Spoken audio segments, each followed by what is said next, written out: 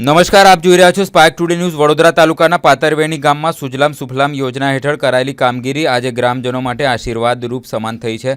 હવામાન વિભાગની ભારે વરસાદની આગાહીને પગલે વિસ્તારમાં સતત વરસાદ વરસ્યો હતો, જેના કારણે આસપાસના અનેક ગામોમાં પાણી ભરાવાની સ્થિતિ સર્જાઈ હતી. જોકે પાતરવેણી ગામમાં અગાઉથી કરવામાં આવેલા પાણી નિકાલના કામને કારણે ગામના મુખ્ય રસ્તાઓ અને વિસ્તારોમાં પાણી ભરાવાની સમસ્યા જોવા મળી ન હતી.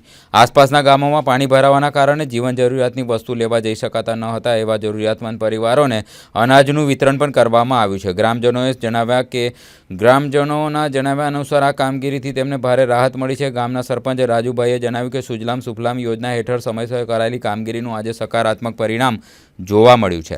ગ્રામજનોએ પણ સરપંચની કામગીરીને બિરદાવી યોજનાનો સીધો લાભ મળવાની વાત કરી છે, તેમજ રાહત રૂપે કરાયેલા અનાજનું વિતરણની પ્રશંસા કરી છે. સૌથી પહેલા તો તમારી ચેનલને આ પાણીની આટલી બધી મહામારી આવી છે, પાણી પૂરગ્રસ્ત વિસ્તારમાં તમે તમારી જીવ જાન જોખમ લઈને આવ્યા છે. અમારી આ ગામની પાતરવેણી ગામમાં રાઘવપુરા સલારુવાદ આ રોડ પર સૌથી વધારે પાણીની સમસ્યા હતી હતી, અને આ પૂર જેવા વિસ્તારમાં તમે આવ્યા એ બદલ તમારી ચેનલને ખૂબ ખૂબ આભાર. અમારું ગામ પાતરવેણી છે. હું પાતરવેણી સરપંચ છું, અને આ ગામમાં પાણીની વર્ષોથી સમસ્યા હતી, જેવું કે રાઘવપુરાથી લઈ અને રૂવાદ સુધી આ રોડ ટોટલ બ્લોક હતો. આ વર્ષે અમારા ગામમાં પૂર આવ્યું છે. આજુબાજુના બધી જગ્યાએ ઘરોમાં ગામમાં પાણી ઘૂસી ગયા છે, અને એક અમારી સરકારની એક યોજના હતી સુજલામ સુફલામ.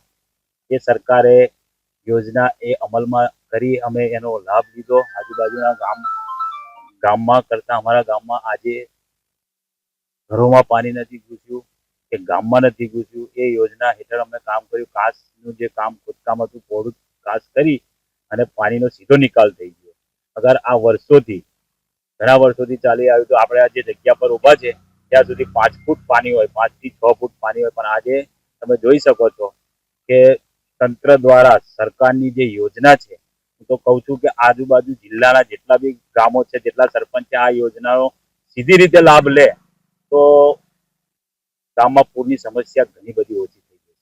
બાકી તો બધું તમે જાણો છો, આ ગામના બધા આગેવાન છે, છોકરાઓ છે, વડીલો છે, એમને પૂછી શકો છો આ ગામ. અને વર્ષોથી જે આ જગા છે ત્યાં વરસાદમાં રાઘવપુરાથી લઈ અને સલાડ ગામની વચ્ચે આ એક નાળું આવ્યું છે. તો ત્યાં વર્ષોથી બહુ પાણી આવતું હતું. આજે તમે જોઈ શકો છો આજુબાજુના ગામમાં જેમ કે સમસપુરા છે, રાઘવપુરા છે, રાધીપુરા છે, એ ઘરોમાં પાણી ઘૂસી ગયું છે, બરાબર છે. અને અત્યારે અમારા ગામમાં એ સ્થિતિ નથી. એનું કારણ છે કે સરકારશ્રી દ્વારા સુજલામ સુફલામ યોજના જાહેર કરવામાં આવી હતી. એમાં અમારા ગામના જે રાજુભાઈ સરપંચ એમની ટીમે સરસ કાર્ય કર્યું છે. એ યોજનાનો ઉપયોગ કર્યો, અને આજે તમે જોઈ શકો છો જે પાછળ જે કાચ હતી એકદમ સાંકડી હતી. એ યોજના હેઠળ એ કાચને ઊંડી અને પહોળાઈ કરવામાં આવી, તો એના હિસાબે જે અહીંયા જે પાણી જે સંગ્રહ થતું હતું એનો નિકાલ થઈ ગયો છે, એ તમે તેમ દેખી શકો છો, બરાબર.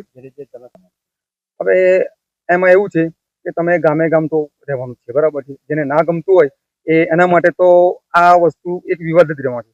પણ અત્યારે તમે હાલમાં દેખી શકો છો, બરાબર છે, કે પરિસ્થિતિ પહેલા શું હતી વર્ષો પહેલા અને અત્યારની પરિસ્થિતિ શું છે. અત્યારે જે જગ્યાએ છે ને તમે માની શકો, આ એક અહીંયા એક નાળું છે, ત્યાં લગભગ 2 થી 3 ફૂટ પાણી હોય છે. અહીંયાથી આ બાજુ પણ ચાલીને જવું હોય તો પણ બહુ મુશ્કેલ પડતું હતું. અત્યારે આ રોડ એકદમ ખુલ્લો છે રસ્તો, બરાબર છે.